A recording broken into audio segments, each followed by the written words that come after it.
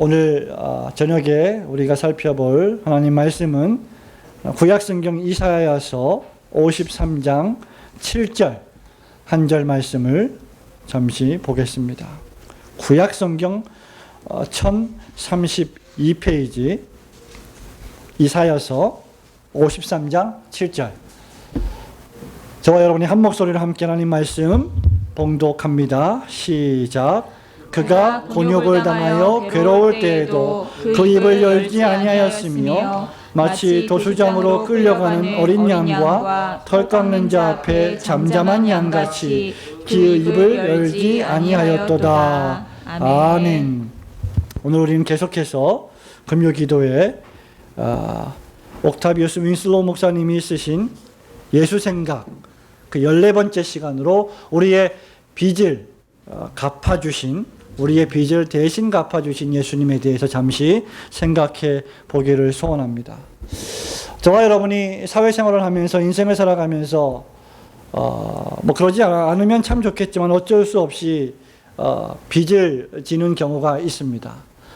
사람에게 돈을 빌리거나 또는 금융권의 은행에 대출을 함으로 여러분의 개인적인 가계부채가 쌓여서 언젠가는 그 돈을 갚아야만 되는 그러한 상황을 맞을 때가 있을 것입니다.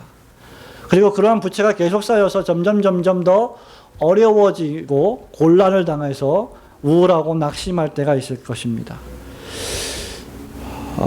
종종 어떤 사람들은 복권을 사서, 로또 복권을 사서 복권이 맞으면 빚도 갚고 하고 싶은 것도 많이 하고 재미있게 살면 좋겠다, 그런 생각을 하는 경우도 있습니다. 누가 대신 나의 빚을 좀 갚아주었으면 좋겠다라는 생각을 하기도 합니다. 여러분, 이것이 바로 빚이 우리에게 요구하는 상당히 어려운 그런 압박이죠.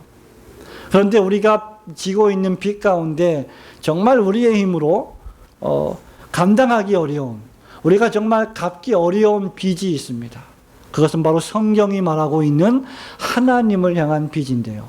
오늘 우리가 읽은 본문 말씀에 보면 유명한 종의 시편, 종의 시편이라고 불리는 이사야서 53장 7절에 보면 예수 그리스도께서 곤욕을 당하여 괴로우셨다.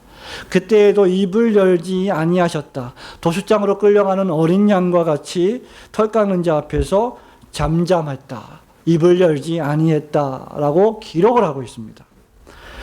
특별히 그가 곤욕을 당했다라고 하는 이 곤욕을 당하다라고 하는 이 말의 의미는 바로 빚을 갚아야 할 명령이 촉구되다, 지불이 요구되다, 빚을 갚다의 뜻이 담겨져 있는 단어입니다.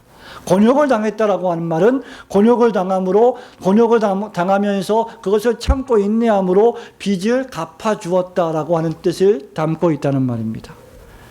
말하자면 우리 예수님께서 곤욕을 당하셨다는 이 말은 예수님이 누군가 갚아야 될 그 빚을 대신 지불해 주셨다, 주님께서 대신 그것을 갚아 주셨다라고 하는 의미라는 말입니다. 여러분, 이 말씀은 우리에게 두 가지를 시사해 줍니다. 하나는 저와 여러분은 지구상에 존재하는 모든 인간, 즉 죄인들은 본질상 하나님께 빚을 진 사람들이라는 사실입니다. 그렇지 않다면 우리 예수님께서 곤욕을 당하실 필요가 없었습니다. 도수장으로 끌려가서 죽임을 당하실 필요가 없었고, 그분이 사람의 몸을 입고 이 땅에 비하된 상태로, 낮아진 상태로 오실 이유가 전혀 없었습니다. 그분이 오신 이유는 바로 우리가 빚을 졌기 때문입니다. 우리가 어떠한 빚을 졌습니까? 태초에 하나님께서 완전한 에덴 동산에서 명령하신 그 명령의 말씀을 우리의 시조, 우리의 조상 아담과 하와가 어긴, 계명의 말씀을 어긴 빚을 지고 있습니다. 하나님의 명령에 불순종한 죄를 범했습니다. 온 영과 온 몸과 온 우리의 인격을 다 바쳐서 에덴 동산에서 하나님의 영광을 반영하며 하나님을 온전히 섬기고 살아가야 할 존재가 도리어 사단의 유혹을 받아 하나님과 같이 높이 되고자 교만의 죄를 범했습니다. 이것이 바로 인간의 타락이요 인간의 죄입니다. 이 인간은 이러한 죄와 타락으로 말미암아 도무지 하나님께 이 빚을 갚을 능력을 완전히 상실하고 말았습니다. 하나님의 은혜가 아니고서는 다시 하나님을 기쁘시게 할 수도 없고 다시 하나님께 영광 돌리며 살아야 할 인간 본연의 존재 의미와 목적을 깨닫지조차 못하는 죄인이 되고 말았습니다. 이런 의미에서 모든 사람들은 본질상 하나님께 채무자로 서 있는 것입니다. 왜 우리가 하나님께 채무자입니까? 어떤 의미에서 저와 여러분은 하나님에 의하여 지음을 받았습니다. 우리의 존재 자체가 하나님에 의해서 시작이 되었기 때문에 우리가 받은 이 생명, 우리가 어떻게 살아야 할지에 대해서는 철저하게 하나님의 빚진 자라는 사실입니다. 그리고 우리는 죄와 타락을 범함으로 말미암아 또 한 번의 빚을 졌습니다.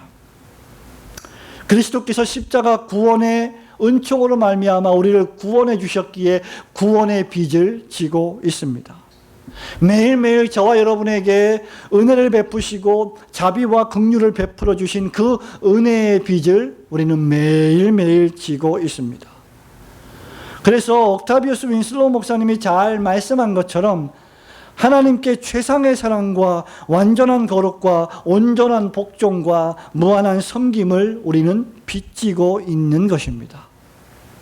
그리고 우리는 이 빚을 갚을 능력이 전무합니다. 하나님께 무한한 빚을 지며 살고 있지만 저와 여러분이 평생을 산다고 해도, 아니 저와 여러분이 100년, 1000년, 만년을 산다고 해도 단 한 푼도 이 빚을 갚을 능력이 없는 무능력하고 가련한 처지에 속해 있는 자들입니다. 죄인은 이 빚을 갚기 전까지 하나님의 영원한 심판과 형벌을 피할 수 없을 것입니다. 그래서 바로 두 번째로 우리의 이런 가련한 상태, 빚진 상태를 우리 예수님께서 완전히 청산해 주셨다는 사실이 우리에게 복음이요 위로가 된다고 하는 것입니다. 여러분 7절을 보십시오. 우리가 곤욕을 당하여야 할 때, 우리가 괴로움을 당하여야 할 그 시간, 그 장소, 그때에 바로 예수님께서 대신 곤욕을 당하셨습니다. 바로 예수님께서 대신 괴로움을 당하셨습니다. 여러분 종종 우리는 이것을 아주 쉽게 생각해 볼 수 있습니다. 여러분의 자녀들이 실수하고 잘못해서 여러분의 자녀들이 어떤 사람들에게 또는 세상에게 빚을 졌습니다. 그럼 여러분은 여러분의 자녀들을 너무나 사랑하고 너무나 아끼는 나머지 그 빚을 그 아이들이, 그 자녀들이 갚을 수 있는 능력이 없기 때문에 여러분이 대신 갚아주는 경우가 있을 것입니다. 마찬가지로 전혀 갚을 능력과 의지가 없는 죄인들을 위해서 예수 그리스도께서 친히 그 빚을 갚아주셨다고 하는 사실은 우리에게 놀라운 복음이 아닐 수 없는 것입니다. 예수님은 이 빚을 갚아주시는데 조금만 갚아주신 것이 아니라 완전히 한 번에 청산해 주셨습니다. 예수님은 이런 의미에서 우리의 빚을 대신 지불해 주시는 우리의 보증인이 되시는 것입니다. 그렇기 때문에 우리 빚을 대신 갚아주시는 예수님을 생각하는 것만큼 은혜로운 생각도 없을 것입니다. 성도 여러분, 구약성경과 신약성경을 잘 읽어보십시오.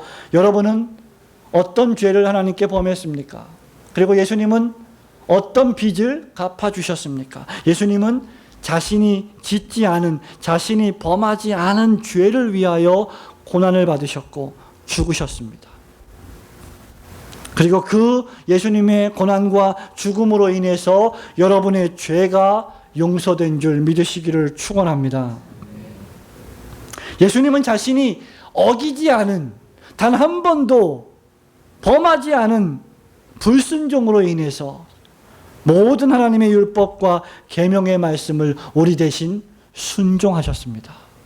저와 여러분이 어긴 그 범죄, 저와 여러분이 지키지 않은 계명과 율법과 하나님의 말씀을 예수님은 33년 동안 사시면서 단 한 번도 어기지 않고 다 준행하셨다는 것입니다. 그래서 예수 그리스도께서 우리에게 율법의 마침이 되시는 것입니다. 저와 여러분은 구원을 얻기 위하여, 하나님의 자녀가 되기 위해서, 거룩한 사람이 되기 위해서는 반드시 하나님께서 명령하신 모든 율법과 계명을 하나도 남김없이 완벽하게 지켜야만 합니다. 그러나 그 어떤 인간도, 그 어떤 존재하는 사람도 절대로 이것을 지킬 능력이 있는 사람은 없습니다. 그러나 우리 예수님은 갈라디아서 4장 4절에 의하면 율법 아래 나셨고 여자의 몸에서 태어나 율법을 온전히 다 지키셨습니다. 저와 여러분은 율법의 준행에 실패했지만, 그리고 실패하고 있고 앞으로도 끊임없이 우리는 실패하겠지만, 예수님은 온 율법과 계명의 말씀을 온전히 준행하셨습니다. 결국 사도 바울이 로마서 5장에서 말씀하는 바와 같이 예수 그리스도 한 분의 순종하심으로 많은 사람이 의인이 된 것입니다. 성도 여러분, 예수님은 죄의 삭시 사망이라고 하는 율법의 요구를 위해서, 그 요구를 이루기 위해서 십자가에서 운명하심으로 우리를 사망과 심판의 형벌에서 자유케 해 주셨습니다. 여러분, 이것이 우리가 지고 있는 빚입니다. 우리는 죽음의 빚을 지고 있습니다. 우리는 죽을 수밖에 없는 존재입니다. 예수님은 이미 영원전부터 우리를 사랑하셔서 우리를 이 큰 빚에서 구원하시겠다는 협약에 서명하신 분이십니다. 이것을 교리적으로 성부 하나님과 성자 예수님 사이에 맺으신 구원 협약이라고 부르는 것입니다. 창세전에 그리스도 안에서 우리를 택하사 모든 신령한 복으로 복 주시되, 우리에게 모든 신령한 복을 주시기 위해서 창세전에 우리를 선택하신 것이 바로 성부 하나님과 성자 예수님 사이에 맺은 구원의 협약인 것입니다. 그리고 예수님은 이 협약의 수행을 위하여 자신의 피로 그것을 보증하셨습니다. 때가 참에 여자에게서 나신 예수님은 완전하신 복종과 고난을 통하여 십자가에서 돌아가심으로 이 요구를 온전히 만족시키셨습니다. 그 결과 예수님은 우리가 평생을 다 갚아도 결코 갚을 수 없는 빚을 완전히 청산해 주신 줄 믿으시기를 축원합니다. 저와 여러분은 이제 자유케 되었습니다. 죄로부터, 불순종으로부터, 죽음과 사망과 심판의 권세로부터, 그 빚으로부터 해방된 줄 믿으시기를 축원합니다. 우리를 향한 정죄는 완전히 사라졌습니다. 로마서 8장 1절과 2절에 바울이 말합니다. 그러므로 이제 그리스도 예수 안에 있는 자에게는 결코 정죄함이 없나니 이는 그리스도 예수 안에 있는 생명의 성령의 법이 죄와 사망의 법에서 너를 해방하였습니다. 그러므로 이제 저와 여러분은 죄와 사망에서 허우적거려서는 안 됩니다. 우리 자신의 무기력과 무능력과 궁핍함과 초라함을 바라보지 마십시오. 늘 믿음의 눈으로 예수님을 바라보시기를 축원합니다. 그분을 의지하십시오. 그분의 십자가 공로와 그분이 33년 동안 여러분을 위해서 준행하신 그 율법 준행의 공로를 의지하십시오. 마귀와 사단이 여러분을 유혹할 때, 여러분을 시험에 들게 할 때, 여러분을 낙심케 할 때에 우리를 위하여 우리의 빚을 갚아주신 예수님을 늘 바라보아야 할 줄로 믿습니다. 사랑하는 성도 여러분, 말씀을 맺습니다. 모든 빚을 탕감받은 자의 거룩하고 행복한 자유를 누리시기를 축원합니다. 그리고 그 자유를 육체의 종노릇하기 위한 수단으로 사용하지 마시고 오직 주님을 위한 사랑의 종노릇하는 수단으로 선용하시기를 바랍니다. 갈라디아서 5장 14절은 이렇게 우리에게 권면합니다. 형제들아, 너희가 자유를 위하여 부르심을 입었으나 그러나 그 자유로 육체의 기회를 삼지 말고 오직 사랑으로 서로 종노릇하라. 주님께서 우리의 빚을 갚아주셨으니 이제는 다시 사랑의 빚 외에는 그 어떤 빚도 져서는 안 됩니다. 사도 바울은 로마서 1장 14절에서 복음에 대해 선포하면서 자기 자신이 헬라인이나 야만인이나 지혜 있는 자나 어리석은 자에게 다 내가 빚진 자다 라고 고백하고 있습니다. 우리의 빚을 완전히 다 청산하여 주신 주님의 은혜를 마음에 간직하고 이제 남은 인생을 나를 위하여서가 아니라 나의 개인적인 만족을 위해서가 아니라 내가 가지고 있는 모든 것을 총동원하여 복음의 빚진 자처럼 복음을 전하고 선교하고 구제하고 이웃을 사랑하고 교회를 섬기는 그 삶의 수단으로 사용하는 것이 복음의 빚진 자의 삶인 줄 믿으시길 축원합니다. 여러분의 전 인생을 대신 그 빚을 갚아주신 예수님을 본받아 다른 사람들을 예수님의 구원의 복음으로 인도하는 일에 투자하시는 올고든 교회 성도님들이 되시기를 주님의 이름으로 축복하며 축원합니다. 아멘. 감사합니다. 오늘 또